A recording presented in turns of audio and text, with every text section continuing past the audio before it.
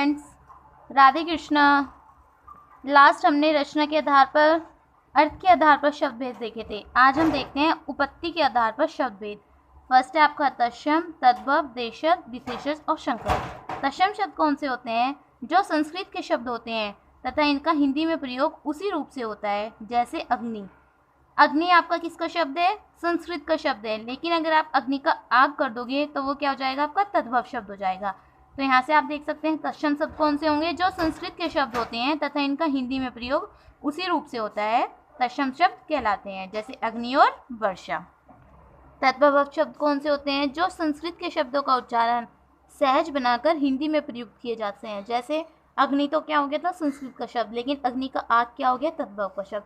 अब हम कुछ संस्कृत के तत्सम और तद्भव शब्द देखते हैं। संस्कृत के तत्सम शब्दों का हिंदी में तद्भव शब्द के रूप में प्रयुक्त होने वाले शब्दों के उदाहरण स्वरूप, जैसे तत्सम क्या हो गया? आपका अग्नि, इसका तद्भव क्या हो गया? आग। कूप का क्या हो गया? कुआं। कोकिल का क्या होगा? कोयल। दुगत का क्या होगा? दूध। कृषि का क्या हो गया? खेती।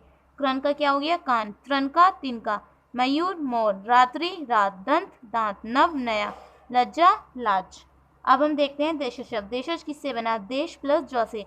शब्द का अर्थ होता है देश में, अतः ऐसे शब्द जो क्षेत्रीय प्रभाव के कारण परिस्थिति व आवश्यकता अनुसार बनकर परिलक्षित हो गए हों, देशज शब्द कहलाते हैं, जैसे पगड़ी, लोटा। अब हम देखते हैं विशेषज शब्द। विशेषज कैसे बना? विदेश प्लस ज।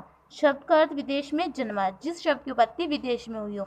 हिंदी में अनेक शब्द ऐसे हैं जो हैं तो विदेशी मूल रूप पर सवर्ब संपर्क में आने पर यहाँ परिलक्षित हो गए हैं, अतः अन्य देश की भाषा से आए हुए शब्द विशेषज शब्द कहलाते हैं, जैसे हॉस्पिटल, गोदाम होते हैं।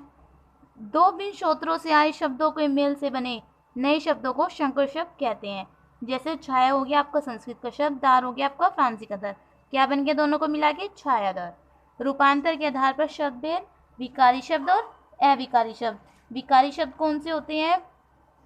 वे शब्द जो लिंग, पुरुष, वचन आदि के आधार पर रूप परिवर्तित कर लेते हैं, विकारी शब्द कहलाते हैं, जैसे लड़का, अच्छा। अविकारी शब्द कौन से होते हैं? वे शब्द कभी भी अपना रूप नहीं बदलते, ऐसे शब्दों को अव्यय भी कहते हैं, जैसे आज, यहाँ, वहाँ। शब्दों के अर्थ का बोध कराने वाले शब्द निम्नलिखित तीन शक्तियाँ होती हैं। अभिधा शब्द के सामान्य अर्थ को बताने वाली शक्ति को अभिधा कहते हैं, जैसे कपि का अर्थ होता है बंदर।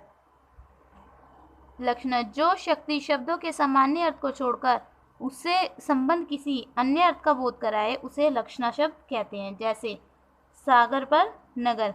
व्यंजन शब्द किसे कहते हैं? जो शक्ति शब्द के सामान्य और संबंधित अर्थ को छोड़कर विशेष अर्थ का बोध कराए, उसे व्यंजना कर। यह व्यर्ग